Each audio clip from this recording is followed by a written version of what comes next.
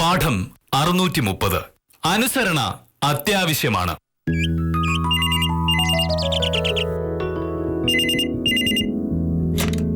Hello, ആ വിദ്യ, ഞാൻ നിന്നെ അങ്ങോട്ട് വിളിക്കണമെന്ന് കരുതിയിരിക്കായിരുന്നു. ആ ഗോൾഡൻ ജ്വല്ലറി ദിനേശ് ചേട്ടൻ ഒരു പുതിയ പ്ലാനിന്റെ കാര്യം പറഞ്ഞില്ലായിരുന്നോ? അതെന്നാ തീരുന്നെന്നാ പറഞ്ഞത്? ഇന്നോ? എന്റെ ഈശ്വര, ഞാനതങ്ങ് മറന്നുപോയി. ഇപ്പോഴെങ്കിലും ഓർത്തില്ലെങ്കിൽ കൈവിട്ടു പോയേനെ. പൈസയൊക്കെ ഞാൻ റെഡിയാക്കി വെച്ചിട്ടുണ്ട്. ശരി, ഞാൻ അതിനൊരു ഏർപ്പാടുണ്ടാക്കട്ടെ, പിന്നെ വിളിക്കാം. എന്തോ ഭയങ്കര കുഴപ്പം പിടിച്ച പരിപാടി ആലോചിക്കണം തോന്നല്ലോ. എന്താണോ? ഒരു കുഴപ്പമില്ല. ആരായിരുന്നു വിളിച്ചത്? വിദ്യ. എന്താ കാര്യം?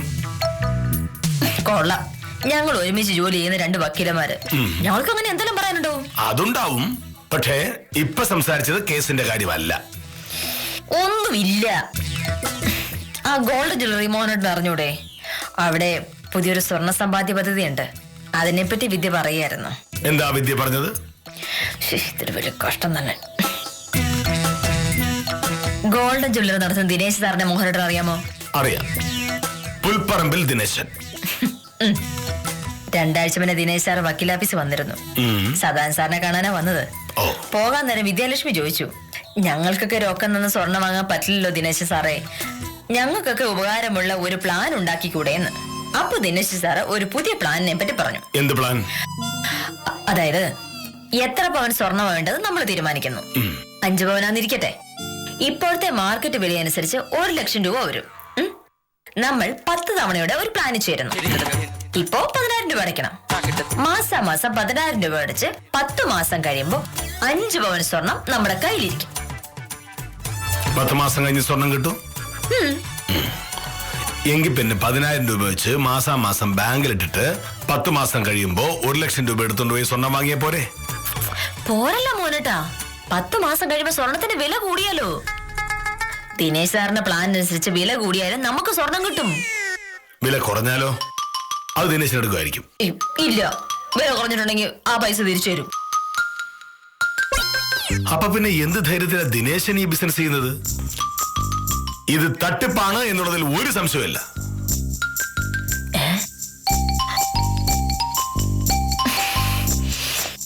അപ്പൊ സാറിന്റെ അനുവാദത്തോടെ ഈ പരിപാടി നടക്കില്ല. ഇനി ഒറ്റ വഴിയേ ഉള്ളൂ.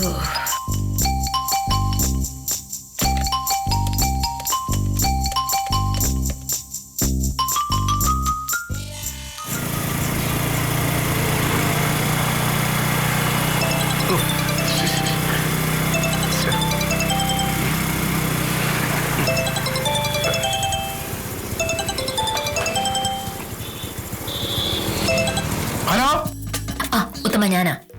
എന്താ വക്കീലേ? അതെ, ഉത്തമൻ അത്യാവശ്യമായിട്ട് ഇവിടെ വരാന്ന് പറയണം. എനിക്കൊരു സഹായം ആവശ്യമുണ്ട്. എപ്പോഴാണ് വക്കീലേ? പെട്ടെന്ന് വരണം. ഞാൻ ഈ കൃഷ്ണൻകുട്ടിയുടെ ചായക്കട ഇപ്പുറത്തോട്ട് 5 മിനിറ്റിനുള്ളിൽ അവിടെ എത്തും. പോരെ? അത് മതി. പക്ഷെ ഉത്തമൻ വരുന്ന കാര്യം സാർ അറിയരുത്. അയ്യോ, അതെന്താണ്? അതൊക്കെ പറയാം. ഉത്തമൻ 5 മിനിറ്റ് കഴിയുമ്പോ പുറകിലത്തെ ഗേറ്റിൽ വന്ന് നിന്നാ മതി. ഹോൺ അടിക്കൊന്നും വേണ്ട, ഞാൻ ഇറങ്ങി വന്നോളാം. ശരി. അന്തം വിട്ട പ്രശ്നമാണ് ഇത്. ചെന്ന് ചാടിയ എന്റെ തടി കേടാവുമോ എന്തോ.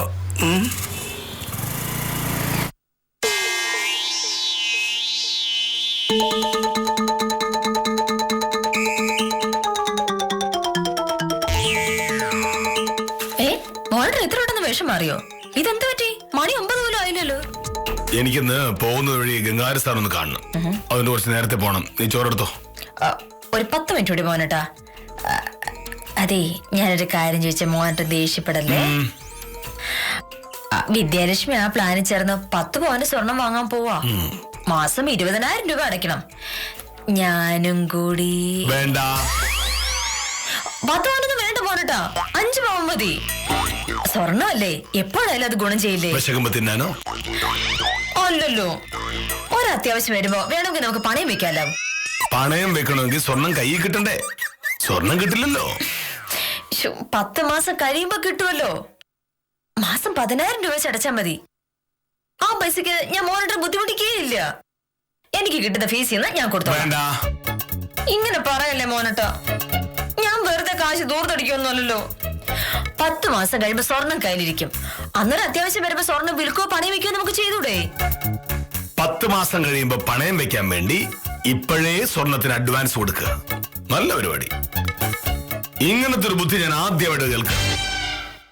മോനട്ട ഇങ്ങനത്തെ ഒന്നും കേൾക്കില്ലല്ലോ. പലചരക്കടയിലും പച്ചക്കറി കടയിലും മാത്രമല്ലേ പോവുള്ളൂ. കാശ് മുഴുവൻ കൊണ്ടുപോയി സഹകരണ ബാങ്കിൽ വിടും. പിന്നെ എങ്ങനെ ഇത്തരം പദ്ധതികളെ പറ്റി അറിയണത്? മോനട്ട സമ്മതിക്ക്, ഞാനോട് അത് കൂടിക്കോട്ടെ. നീ പോയി എനിക്കുള്ള ഉച്ചകൊണ്ട് ചോറ്റോത്തരത്തിലാക്കുക. മനുഷ്യന് ഒരു ഉപകാരമില്ലാത്ത കാര്യങ്ങൾ പറയുന്ന സമയങ്ങളെ എനിക്ക് താല്പര്യമില്ല. ഗുണമല്ലെന്ന് ആരാ മോനട്ട പറഞ്ഞത്? നിന്നേക്കാൾ വിവരവും ലോകപരിചയമുള്ള ഒരാളാണ് ഞാൻ. നീ ഈ വിഷയത്തിൽ ഞാൻ പറയുന്ന അനുസരിച്ചാ മതി. കാട്ടുപോകാൻ. പിന്നെ ഈ വിഷയത്തെ മോഹനോട് പറഞ്ഞ ഞാൻ അനുസരിച്ച് തന്നെ.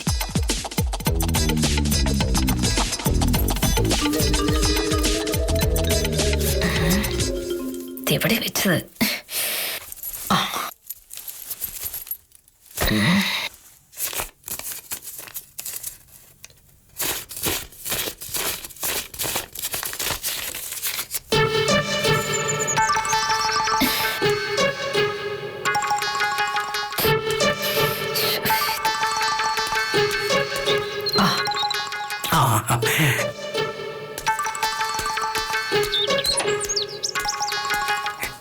എന്താണ് മക്കളെ പ്രശ്നം? അങ്ങനെ വലിയ പ്രശ്നമൊന്നുമില്ല. വില്ലേജ് ഓഫീസറുടെ പിടിവാശി കാരണം എന്റെ ഒരു ആഗ്രഹം നടക്കാതെ പോകരുതല്ലോ. ഉത്തമന ഗോൾഡ് ജ്വല്ലറി ദിനേശ് സാറിന് അറിയാലോ. പിന്നെ എനിക്കറിഞ്ഞൂടെ. സാറിന്റെ സ്വർണ്ണക്കടയില് ഒരു സ്വർണ്ണ സമ്പാദ്യ പദ്ധതി നടക്കുന്നുണ്ട്. മാസം 10,000 രൂപ വെച്ച് കൊടുത്തിട്ടുണ്ടെങ്കിൽ 10 മാസം കഴിയുമ്പോഴേക്കും 5 പവൻ സ്വർണ്ണം കയ്യിലിരിക്കും. ഞാൻ അറിഞ്ഞിരുന്നു. ആ പദ്ധതി ചേരണമെന്ന് പറഞ്ഞുകൊണ്ട് എന്റെ അയലത്ത് താമസിക്കുന്ന സ്നേഹലത എന്റെ വീട്ടിൽ വന്നിരുന്നു. അവക്ക് ആ ജുവലറിയിലാണല്ലോ ജോലി. ഞാൻ കാര്യം പറഞ്ഞ പാടെ വില്ലേജ് ഓഫീസർ പറഞ്ഞു സംഭവം തട്ടിപ്പാന്ന്. ഇനിയിപ്പോ ഒരുപാട് പറഞ്ഞിട്ട് കാര്യമൊന്നുമില്ല. മോഹനേട്ടൻ അറിയാതെ അതിൽ ചേരുക വഴിയുള്ളൂ. എന്തോന്ന് കയ്യൊന്ന്? ആദ്യത്തെ തവണയായി 10,000 രൂപയുണ്ട്. ഉത്തമൻ ഇത് കൊണ്ടുപോയി അടച്ച് എന്റെ പേരിൽ രസീത് വാങ്ങണം. ഞാനാ? ഇന്ന് ഉച്ചവരെ പദ്ധതിയുള്ളൂ. എനിക്കാണെങ്കിൽ ഉച്ചയ്ക്ക് മുന്നേ ജ്വല്ലറി എത്താനും പറ്റില്ല. ഇവിടെ ഇറങ്ങുമ്പോ 10 മണി കഴിയും. 10:30 വക്കീൽ ഓഫീസിൽ എനിക്ക് എത്താനുള്ളതാ. അല്ല, ഇത് കൊണ്ടുപോയത് ഞാനാണെന്ന് അറിഞ്ഞു കഴിഞ്ഞാൽ സാർ എന്നെ തട്ടും. എങ്ങനെ അറിയാനാണ്? ഞാൻ പറയില്ല. എന്താണ്? അല്ല വക്കീലേ, ഇപ്പൊ സാർ അറിയാതിരുന്നാൽ പിന്നീട് സാർ അറിഞ്ഞാലോ? വക്കീലിനെ ഡൈവേഴ്സ് ചെയ്യാൻ സാറിന് പിന്നെ അത് മതി. അതൊക്കെ ഞാൻ കൈകാര്യം ചെയ്തോളാം. പതുക്കെ പതുക്കെ സോപ്പിട്ട് സാറിനെ കൊണ്ട് ഞാൻ സമ്മതിപ്പിക്കുമല്ലോ. പക്ഷെ സാർ സമ്മതിച്ചു വരുമ്പോഴേക്കും ആ പദ്ധതി തീർന്നു പോകും. അതുകൊണ്ട് തൽക്കാലത്തേക്ക് ഇങ്ങനൊരു കള്ളത്തരം കാണിക്കേ പറ്റൂ. പക്ഷെ പ്രശ്നമൊന്നും ആവില്ലല്ലേ? എന്ത് പ്രശ്നം? ഞാൻ തന്ന ഈ 10,000 രൂപ ഉത്തമൻ ഗോൾഡ് ജ്വല്ലറി കൊണ്ടുപോയി കൊടുക്കുന്നു. അതെന്താണ് പ്രശ്നം? അതില് പ്രശ്നമൊന്നുമില്ല. പക്ഷേ ഒരു പക്ഷേയില്ല. ഇത് പിടിക്കേ. സ്ഥലം വിടാൻ നോക്ക്. മോഹനയുടെ ഉച്ചയോടെ എടുക്കാന്ന് പറഞ്ഞാ ഞാൻ പോകുന്നത്. ഇപ്പൊ വരും വിളി. വേഗം ചെല്ല്. ഈശ്വര, പുലിവാലാവാതിരുന്നാ മതിയായിരുന്നു. മോഹൻ സാർ കാണുന്നതിന് മുമ്പ് വലിയ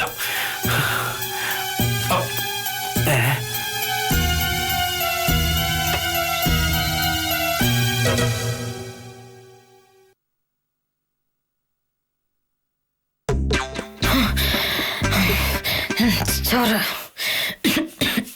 നീ എന്താ ഓടി വരുന്ന? അടുക്കളയിലൂടെ നടന്ന ഒരാളെ ദൂരല്ലേ ഉള്ളൂ. ചോറെടുക്കാൻ കുറച്ച് താമസിച്ചു. അതിന്റെ പേര് മോനോട് വൈകരുതല്ലോ. അതുകൊണ്ട് ഞാൻ ഓടി വന്നതാ. ഞാൻ ചോദിച്ച കാര്യത്തിനൊരു മറുപടി പറഞ്ഞില്ല. ഏത് കാര്യം? ദിനേശ് സാറിന്റെ ജ്വല്ലറിയിലെ സ്വർണ്ണ നിക്ഷേപ പദ്ധതിയുടെ കാര്യം. അതിന് ഞാൻ മറുപടി പറഞ്ഞായിരുന്നല്ലോ, വേണ്ട. അങ്ങനെ എടുത്തടിച്ച പോലെ വേണ്ടെന്ന് പറഞ്ഞ പോരെ മോനട്ടാ.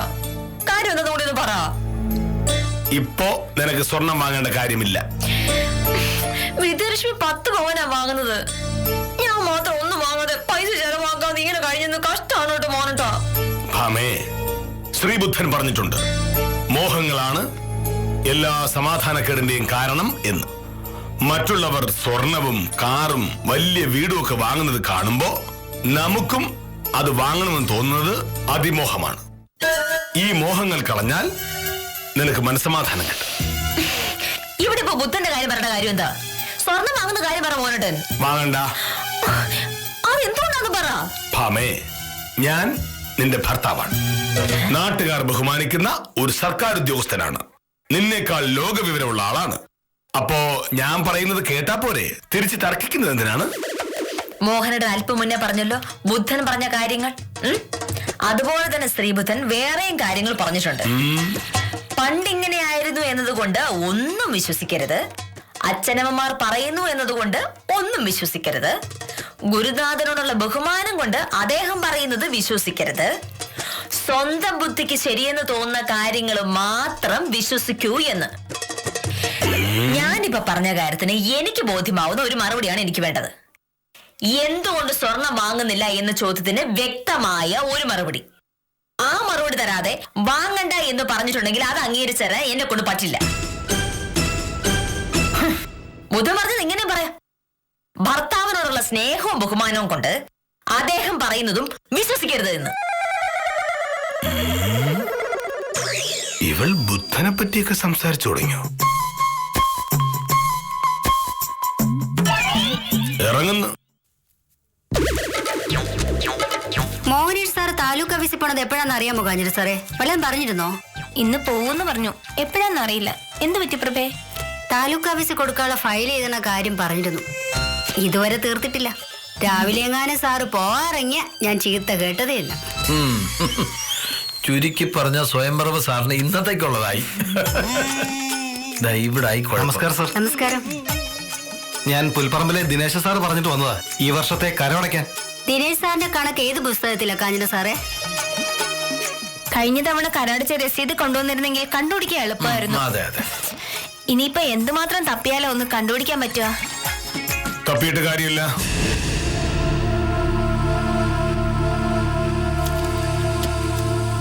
ബുക്കിന്റെ നമ്പർ 7, പേജ് 127. പക്ഷേ കരമടയ്ക്കാൻ പറ്റില്ല. അതെന്താ സാറേ? ദിനേശന്റെ 10 ഏക്കർ റബ്ബർ എസ്റ്റേറ്റിന്റെ കണക്കല്ലേ വേണ്ടത്? അത് ഞാൻ പറഞ്ഞ ബുക്കിൽ ഞാൻ പറഞ്ഞ പേജിൽ കാണും. പക്ഷേ വെറുതെ അന്വേഷിച്ചിട്ട് കാര്യമില്ല ശിശുപാല. ആ വസ്തു സബ് കോടതി ഉത്തരവിന്റെ പേരിൽ അറ്റാച്ച് ചെയ്തിരിക്കുക. ദിനേശ് സാറിന്റെ റബ്ബർ തോട്ടോ? അതെ. കോടതി ഓർഡർ കൈപ്പറ്റിയും അറ്റാച്ച്മെന്റ് മാർക്ക് ചെയ്തതും ഞാനാണ്. കരമടയ്ക്കാൻ പറ്റില്ലെന്ന് പറഞ്ഞേക്കൂ.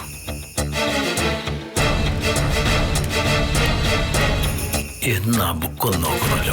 അത്ര കറക്റ്റായിട്ട് പറയാറക്കായ. ഇത് തന്നെ നോക്ക് സാറേ. 127. ശശിപാലൻ ചേട്ടാ, സംഭവം സത്യ. അറ്റാച്ച്മെന്റ് ഉണ്ട്. ഇതെന്താ സംഭവം? ദിനേശ് സാറിനെതിരെ കേസ് വല്ലതുണ്ടോ? എനിക്കറിയില്ല. കേസുണ്ട്. അതുകൊണ്ടാണല്ലോ വസ്തു അറ്റാച്ച് ചെയ്തത്. സാറ് പറഞ്ഞതാ സത്യം. കരോടിക്കാൻ പറ്റില്ല കേട്ടോ. ശരി, പോയി പറഞ്ഞാ മതി കേട്ടോ. ഈശ്വര, സ്വർണ്ണ സമ്പാദ്യ പദ്ധതി എന്നൊരു പരിപാടി ദിനേശ് സാർ തുടങ്ങിയിട്ട് ഒരാഴ്ച ആയിട്ടുള്ളൂ. ഈ അറ്റാച്ച്മെന്റിന്റെ കഥ പുറത്തറിഞ്ഞാൽ രസമായിരിക്കും. ഹലോ, അതെ. ആ പറവിദ്യ. ആ, ഞാൻ പൈസ ഉത്തമനായി കൊടുത്തു വിട്ടു. അയ്യോ, എപ്പോ? എന്നിട്ട് നീ പറയുന്ന സത്യമാണോ വിദ്യ? എന്റെ ഈശ്വര, അതൊരു ചതിയായി പോയല്ലോ. ഇനിയിപ്പോ എന്താ ചെയ്യാ? എന്റെ കൈയും കാലമൊക്കെ വിറയ്ക്കുക. ഉത്തം വന്നിട്ടുണ്ട്, ഞാൻ വിളിക്കാമേ. നമസ്കാരം വക്കീലെ. വക്കീൽ ആരെങ്കിലും വിളിച്ചായിരുന്ന? വിദ്യ ഇപ്പൊ വിളിച്ചത്. ഗോൾഡൻ ജ്വല്ലറിലെ ഇൻകം ടാക്സ് റെയ്ഡ് നടക്കാന്ന് പറഞ്ഞു. സത്യമാണോ ഉത്തമ? അതേന്ന്. ഈ ദിനേശ് സാറ് നമ്മൾ വിചാരിക്കുമ്പോഴത്തെ ആളല്ല. കോടിക്കണക്കിന് രൂപയുടെ കടം ഉണ്ടായിരുന്നു എന്നാണ് പറയുന്നത്. ടാക്സ് അടച്ചിട്ട് ഒരുപാട് കാലമായി. ഇന്ന് കേസ് ആവുന്ന കണ്ടപ്പോ പെട്ടെന്ന് ടാക്സ് അടയ്ക്കാൻ കണ്ടുപിടിച്ച വഴിയാണ് ആ സ്വർണ്ണ നിക്ഷേപ പദ്ധതി. 10,000 പേര് ഇതിനകം പദ്ധതി ചേർന്നെന്നാണ് പറയുന്നത്. 1 കോടി രൂപയ്ക്ക് മുകളിൽ പിരിച്ചെടുത്തെന്ന്. കടവര് പൂട്ടിക്കൊന്നാണ് പറഞ്ഞിരിക്കുന്നത്. വേറെ ആരുടെയൊക്കെ റെയ്ഡ് വരാനുണ്ടെന്ന് പോലും.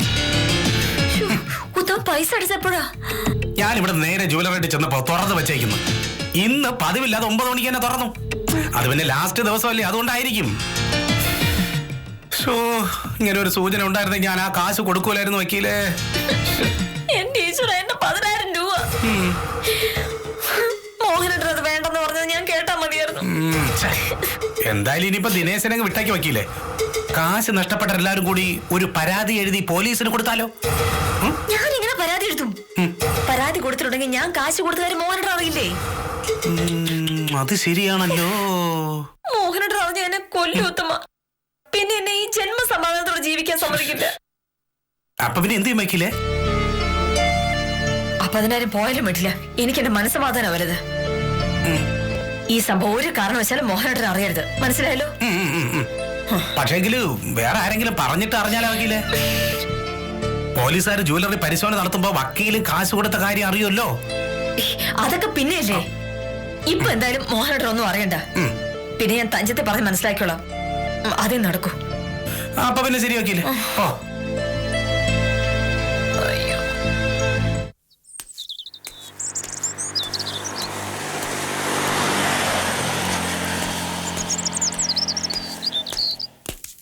മോഹനേഷ് സാറേ, ഒരു വിവരം അറിഞ്ഞോ? പുൽപ്പറമ്പിലെ ദിനേശ സാറിനെ അറിയില്ലേ? ആ ഗോൾഡൻ ജ്വല്ലറി.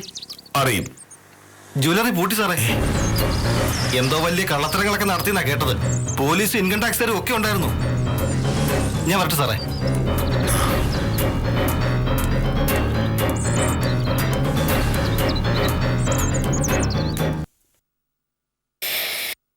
എന്നാലും വിദ്യ, ഇതുപോലൊരു ചതി പറ്റുമെന്ന് ഈ സ്വപ്നത്തിൽ പോലും ഞാൻ കരുതിയില്ല. ദിനേശ് സാറിനോട് സംസാരിക്കുമ്പോൾ അയാൾ ഇങ്ങനെയൊക്കെയാണെന്ന് നമുക്ക് തോന്നുന്നു. മോഹനേട്ടൻ ഇന്ന് രാവിലെയും കൂടി എന്നോട് പറഞ്ഞതാ അത് തട്ടിപ്പാന്ന്. പക്ഷെ എന്തു പറഞ്ഞാലും അതിനെ സംശയിക്കുന്ന ആളായതുകൊണ്ട് ഞാനത് വകവെച്ച് കൊടുത്തില്ല. ഇനിയിപ്പോ എന്ത് ചെയ്യും എന്തോ.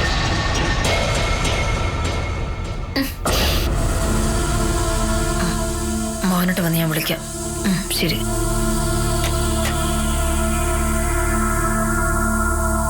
ആരായിരുന്നു? വിദ്യാലക്ഷ്മിയാ മോനട്ടാ. നമ്മള് രാവിലെ സംസാരിച്ച കാര്യമില്ലേ, ഗോൾഡൻ ജ്വല്ലറിയിൽ ദിനേശ് സാറിന്റെ കാര്യം. അയാള് പുറമേ കാണുന്ന പോലെ ഒന്നുമില്ല, ഭയങ്കര തട്ടിപ്പുകാരനാ. ജ്വല്ലറിയിൽ ഇന്ന് റെയ്ഡ് ഉണ്ടായിരുന്നു. കട പൂട്ടി. ഞാൻ അറിഞ്ഞു. ഇതാണ് ഭാമി ഞാൻ പറയുന്നത്. എന്തെങ്കിലും ആരെങ്കിലും പറയുമ്പോ അത് വിശ്വസിക്കരുത് എന്ന്. നീ രാവിലെ എന്നോട് പറഞ്ഞു ഞാൻ നിന്റെ ഭർത്താവാണ് എന്നുള്ളത് കൊണ്ട് മാത്രം ഞാൻ പറയുന്നതൊന്നും നീ വിശ്വസിക്കില്ല, അങ്ങനെ വിശ്വസിക്കേണ്ട കാര്യമില്ല എന്ന് ബുദ്ധൻ പറഞ്ഞിട്ടുണ്ട് എന്ന്. പക്ഷെ അതേ നീ തന്നെ ഗോൾഡൻ ജുവലറിലെ ദിനേശൻ പറഞ്ഞത് കണ്ണുമടച്ച് വിശ്വസിച്ചു. സ്വന്തം ബുദ്ധിയും യുക്തിയും ഉപയോഗിച്ച് ഒരു കാര്യം വിശ്വസിക്കാവൂ എന്ന് ബുദ്ധൻ പറഞ്ഞത് അപ്പൊ നീ മറന്നു. പക്ഷെ ഞാൻ പൈസ കൊടുത്തില്ലല്ലോ. അതെന്തുകൊണ്ടാ? കൊടുക്കരുത് എന്ന് ഞാൻ പറഞ്ഞതുകൊണ്ട്. അല്ലെങ്കിൽ ഉറപ്പായും നീ ആ പൈസ ജ്വല്ലറിയിൽ കൊണ്ടുപോയി അടയ്ക്കുകയും അത് പോവുകയും ചെയ്യുമായിരുന്നു. മോഹനേട്ടൻ പറഞ്ഞതുകൊണ്ട് ഞാൻ രക്ഷപ്പെട്ടു. വിദ്യാലക്ഷ്മിയുടെ 20,000 രൂപയാ പോയത്. അവളുടെ ഭർത്താവിന് മോഹനേട്ടന്റെ അത്രയും വിവരമില്ലല്ലോ. അതെനിക്കറിയില്ല. പക്ഷേ ഞാനൊരു ബുദ്ധിമാനാണ് എന്ന കാര്യത്തിൽ എനിക്ക് സംശയമില്ല. ഭാമേ, നീ ബുദ്ധനെ കുറിച്ച് പറഞ്ഞതുകൊണ്ട് ഞാൻ നിനക്ക് വേറൊരു കഥ പറഞ്ഞുതരാം. ബുദ്ധന്റെ ഏറ്റവും പ്രധാനപ്പെട്ട ശിഷ്യനായിരുന്നു ആനന്ദൻ. ദൈവമെന്ന് പറയുന്നത് നമ്മൾ തന്നെയാണ്, നമ്മളെല്ലാം ഒരേ ബ്രഹ്മത്തിന്റെ ഭാഗമാണ് എന്നാണല്ലോ ബുദ്ധൻ പഠിപ്പിച്ചിരിക്കുന്നത്. അതായത് ഞാനും നീയും ഒക്കെ ചേർന്നതാണ് ദൈവം. ഒരിക്കൽ ആനന്ദൻ വഴിയിലൂടെ നടന്നു പോകുമ്പോ ഒരു ബഹളം കേട്ടു. ഒരാനയ്ക്ക് മദമിളകിയതായിരുന്നു. ആളുകൾ വിരണ്ടോടുന്നു. അപ്പോ ആനന്ദൻ വിചാരിച്ചു, ബുദ്ധൻ പറയുന്നത് പോലെയാണെങ്കിൽ ഞാനും ആ ആനയും ഒരേ ബ്രഹ്മത്തിന്റെ അംശമാണല്ലോ, പിന്നെങ്ങനെ ആ ആനയ്ക്ക് എന്നെ ഉപദ്രവിക്കാൻ പറ്റും എന്ന്. ആനന്ദൻ ധൈര്യം സംഭരിച്ച് ആനയുടെ അടുത്തേക്ക് ചെന്നു. അപ്പൊ ആനക്കാരൻ വിളിച്ച് പറയുന്നുണ്ടായിരുന്നു, മതപ്പാടാണ്, ഓടിക്കോ ഓടിക്കോ എന്ന്. ആനന്ദൻ ശ്രദ്ധിച്ചില്ല. ഞാനും ദൈവം, ആനയും ദൈവം, പിന്നെന്താ പ്രശ്നം? ആനന്ദൻ അടുത്ത് ചെന്നതും ആന തുമ്പിക്കൈ കൊണ്ടൊരു ഒറ്റയടി. ആനന്ദൻ ദൂരെ തെറിച്ചു വീണു. ഒരു വിധത്തിൽ കുറെ പേര് കൂടി അയാളെ രക്ഷിച്ച് ബുദ്ധന്റെ അടുത്തെത്തിച്ചു. അപ്പൊ ആനന്ദൻ ചോദിച്ചു, ഗുരു എന്നെ പറ്റിച്ചല്ലോ, ഒരു ബ്രഹ്മത്തിന്റെ ഭാഗമാണ് ഞാനും ആനയുമെങ്കിൽ ആ ആന എന്നെ എന്തിനു ഉപദ്രവിച്ചു എന്ന്.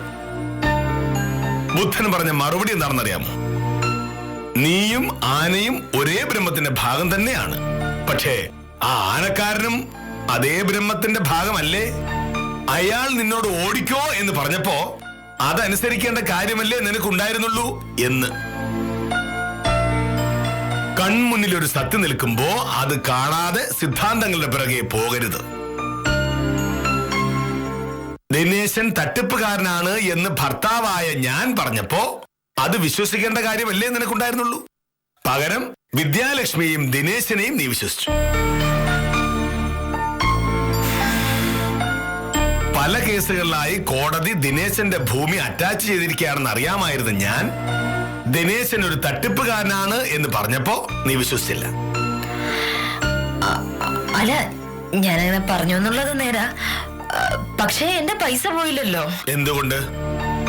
നീ ഉത്തമനെ ഫോണിൽ വിളിച്ചത് ഞാൻ കേട്ടതുകൊണ്ടും പിറകുവശത്തെ ഗേറ്റിൽ കൊണ്ടുപോയി നീ ഉത്തമന് പൈസ കൊടുക്കുന്നത് ഞാൻ കണ്ടതുകൊണ്ടും.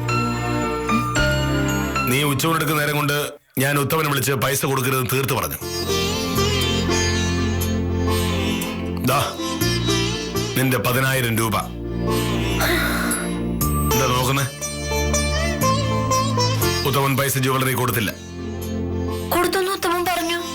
നീ എന്നെ പറ്റിച്ചതല്ലേ, അപ്പോ തിരിച്ച് ഞാനൊന്ന് പറ്റിക്കണ്ടേ? ഞാൻ പറഞ്ഞിട്ടാ ഉത്തമൻ രണ്ടാമത് വന്നത്.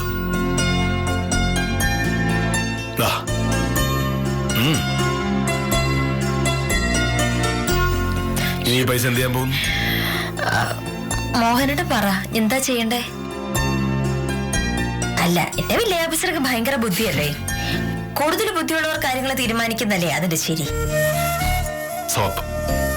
അല്ല, സത്യം. ഒന്നും കാണാതെ എന്തെങ്കിലും പറയുന്ന ആളല്ല വില്ലേജ് ഓഫീസർ. ഒരു കാര്യം ചെയ്യരുത് എന്ന് മോഹനകൃഷ്ണൻ തീർത്ത് പറഞ്ഞപ്പോൾ അത് അനുസരിക്കേണ്ട കാര്യമേ സത്യഭാമയ്ക്ക് ഉണ്ടായിരുന്നുള്ളൂ. പക്ഷേ പിശുക്കനായ ഭർത്താവിനെ തെറ്റിദ്ധരിച്ച് എടുത്തു ചാടി. എന്തായാലും കാര്യമായ തട്ടുകേട് പറ്റാതെ രക്ഷപ്പെട്ട നിലയ്ക്ക് ഇന്നത്തേക്ക് വിടാം.